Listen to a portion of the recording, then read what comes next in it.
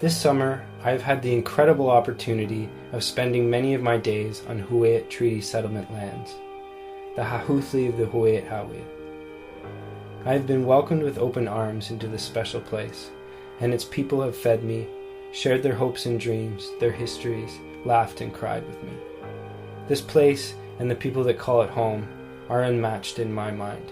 A truly unique and strikingly beautiful place, filled with people with huge hearts, and a steadfast hope for the future.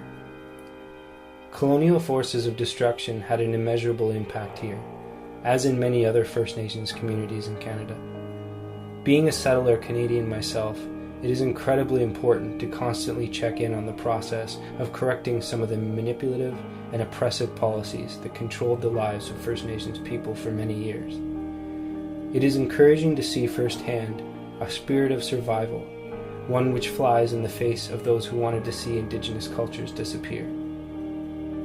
Despite spending the entirety of last summer pounding nails and climbing ladders, working by the hour as a construction laborer, I felt like I was prepared for my involvement in a community-based research project.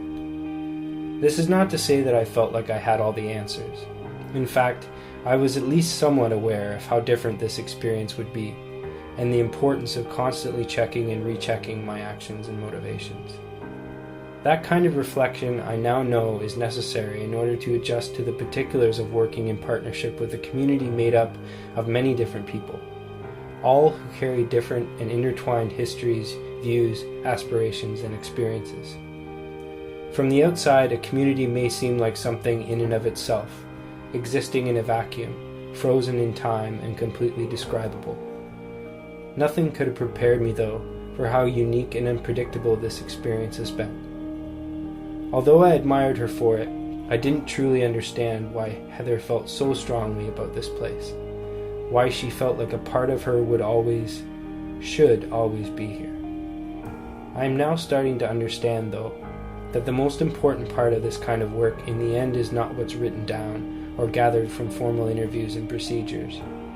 The most important parts are in the relationships you form, the space people make for you in their lives, and the precious moments you experience that would not happen if you weren't there. Stories you only hear when you walk with people, when you breathe the same air as they do.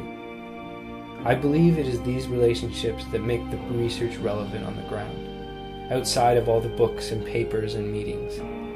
I feel there are many threats to unity in modern society, and hearing both sides of an issue from people who all care about their futures, their culture, and community has made me look hard at the relationships in my own life, the walls I put up against people with opposing views, people who think differently than I do. I have been exposed to the incredible importance of communication this summer, the simple act of expressing your truth and listening to that of others.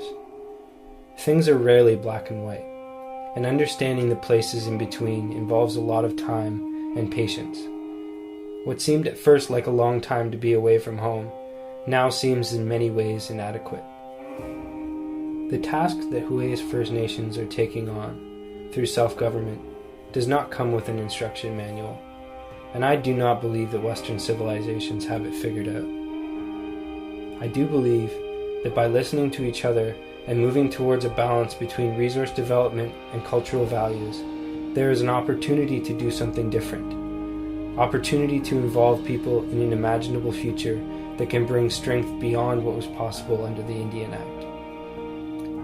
I am honored that I have been able to be a small part of that process, and will forever be thankful for the relationships I have formed to this land and its people, some of which I truly believe will last a lifetime. Kleko, kleko.